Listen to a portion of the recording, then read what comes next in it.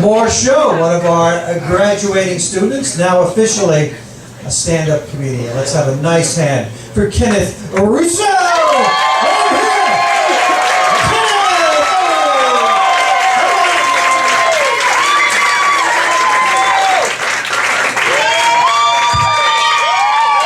What's happening? So when I'm not doing stand-up comedy, which is basically never, I am a criminal defense attorney. And yeah, I recently represented one of these clowns that are running around terrorizing everybody on Long Island.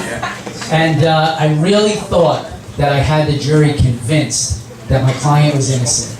Convinced that the police had the wrong guy, until he took the witness stand and started making everybody balloon animals.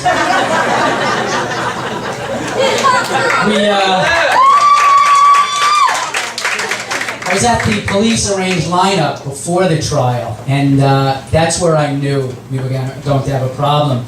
When the detective said to my client, "Number 3, step forward and honk your nose." I had another client who came in to my office recently. He said, "Ken, listen, I've been out on the streets 6 months, and I can't do it anymore. I got to go back into jail. I just can't cut it on the outside. I need a roof over my head. I need 3 square meals a day." And I said, "The only way that's going to happen is if you commit another crime." So he bent me over my desk and rammed a Sharpie up my ass.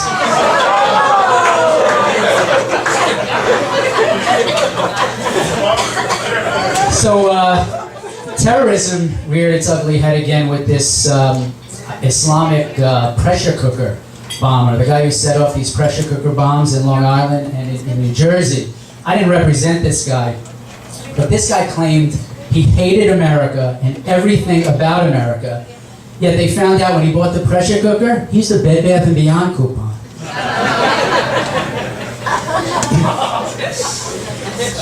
He's lucky that this pressure cooker worked, because he actually experimented with other household items, and he blew up his apartment using a crock pot and a George Foreman grill. I've been married for 22 years now, and or something like that. And my wife is here, and things have really changed from when we were first married. In fact, last Christmas, we came home, the house was empty, my kids were at my parents', and I said to my wife, "You know, it's Christmas Eve, why don't you go in the bedroom and put on something hot?" So she put on a DVD of the Yule log.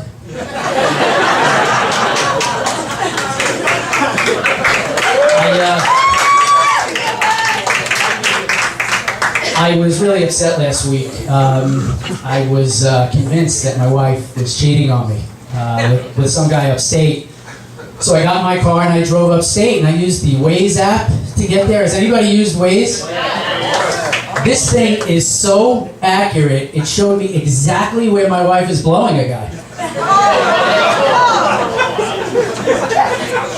So I found this website online, and it's where you can customize your own bobblehead. You can create your own bobblehead. And I actually had one made of my wife, and this thing, it's so realistic. All you have to do is touch it, and it shakes its head no.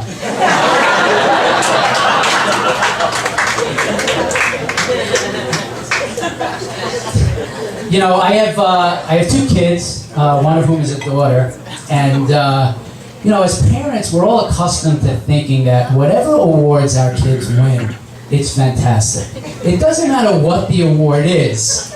It's just, we're so proud of them and it's fantastic. And I was one of those parents who thought that until I recently watched the Adult Video Pornographic Awards. And I was thinking of that poor father who's out there having that conversation with his friend. "You know what? I'm really proud of your daughter. She won Student of the Month at St. Mary's. That's great. My daughter just won Best Newcomer in a Gangbang. Very proud of her."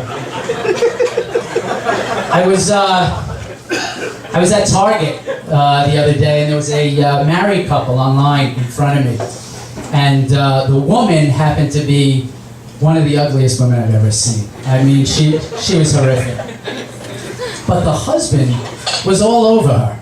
He was hugging her, he was kissing her, he was doting, he was all over her. And I thought to myself, you know what, at this point in my marriage, I have to be a little more tolerant. Because just last month, I tried to divorce my wife because she had food stuck in her teeth.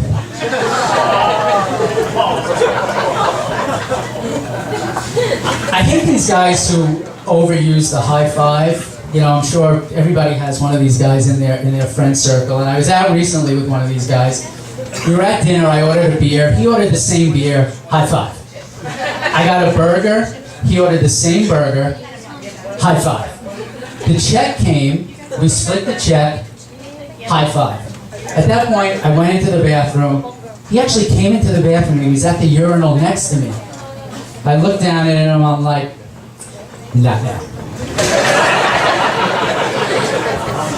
So my back has been acting up. I have a really bad back, and last week it was really bad, and I went for a massage.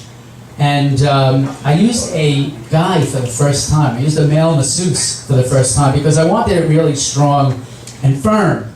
And the massage was great, but at the end it was a little uncomfortable during the hand job. I'm out of time. Thank you.